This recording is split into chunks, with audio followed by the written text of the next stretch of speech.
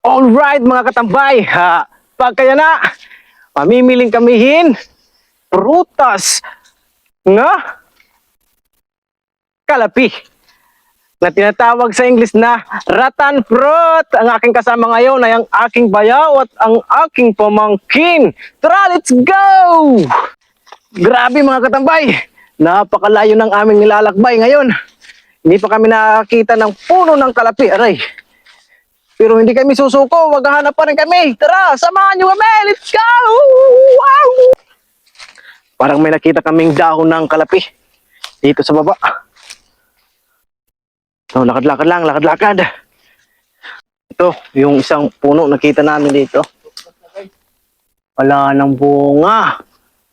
Naubos na, narupgas, yan. Wala nang bunga, naubos. Nagkadudunot. Ano naman kami ng iba. Tara. Nandito na kami sa parte ng bundok kung saan makikita nyo ang mga magagandang tanawin sa ibaba ng lupa. Wow! At sa wakas mga katambay, nandito na kami sa puno ng kalapi. Ito yung kanyang balagon, may tunok-tunok. Kaso wala pang bunga. At nandito naman kami sa isang puno. Kaso walang bunga. Wala rin. May nakita ka ba? Wadaw. Parang nasiro kami ngayon mga katambay.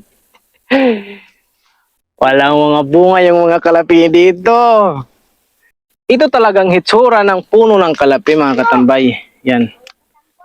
Yan yung may tunok. Ito. Tunok-tunok. Yan ay rattan. Kung sa English, ang bunga niyan ay prutas na masarap kapag naihinog. Sa ngayon, wala kaming nakita ni isang bunga or hinog. Pero may bunga. Kagulo!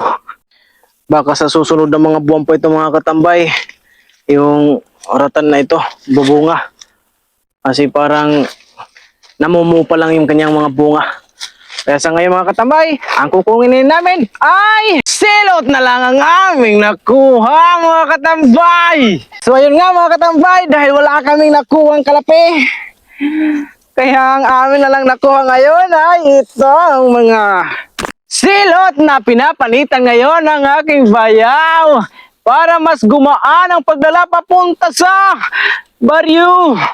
Dahil nasiro kami sa kalapi, ngayon ay uuwi na kami papunta sa baryo.